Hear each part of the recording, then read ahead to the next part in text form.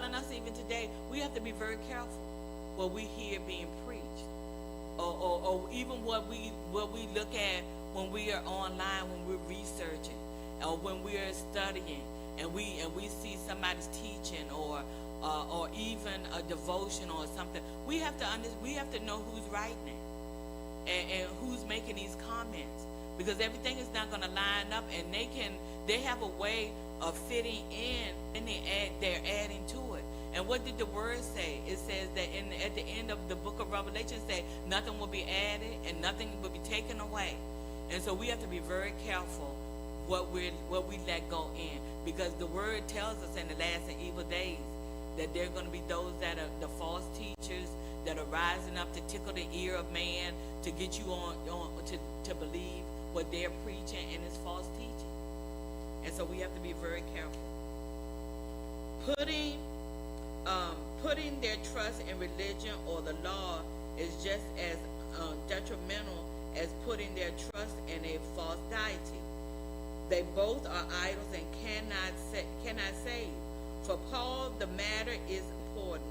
He is mincing no words. He pulls the curtain back and shows how he withstood Peter to his face for behavior in direct opposition to the gospel.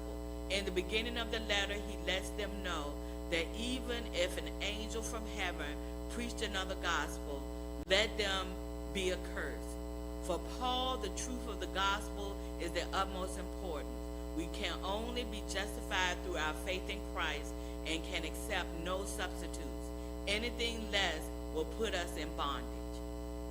And we want to be free. We don't want to be put in bondage.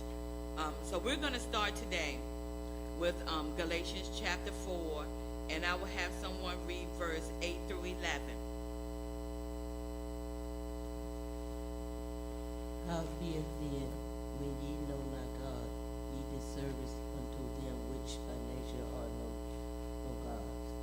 But now, after that ye have known God, or rather are known of God, outturn ye again to the weak and beggarly elements, whereunto ye desire again to be in bondage. Ye observe days and months and times and years. I am afraid of you, lest I have bestowed upon you labor in vain. Okay, so you remember Paul mean business, because he is really and when we find out, he's really upset about the Galatians, and they're beginning to believe the things that these Jewish teachers are teaching them, and they're turning away from God to run after what these people are saying. So in verse 8, Paul portrays the Galatian pre-Christian life in a very bleak term. He said they did not know God, although they falsely believed their masters were gods. So it was kind of confusing at first. And when I was reading, I first read it in the King James, and then I had to go and I read it in the NIV, and then in the Message, and then I went back to see. I went back to the King James. But he was telling them that even in the beginning, you didn't really know who God was, because you looked as though your masters were gods, because they were the ones, you were in bondage under them. You weren't free. So you were listening to your masters and you were believing them, and then they were worshiping idols, and they were thinking that these idols were gods. And he told them, he said that they did not know God, although they falsely believed the masters were God.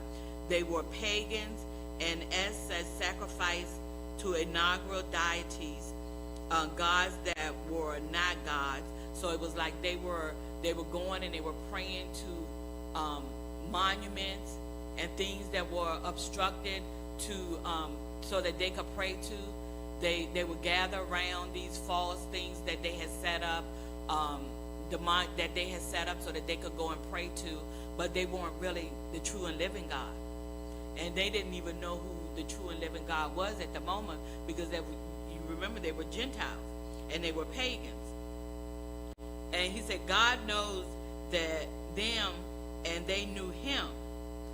But the most important thing was not that they became to know who God was, but that God knew them.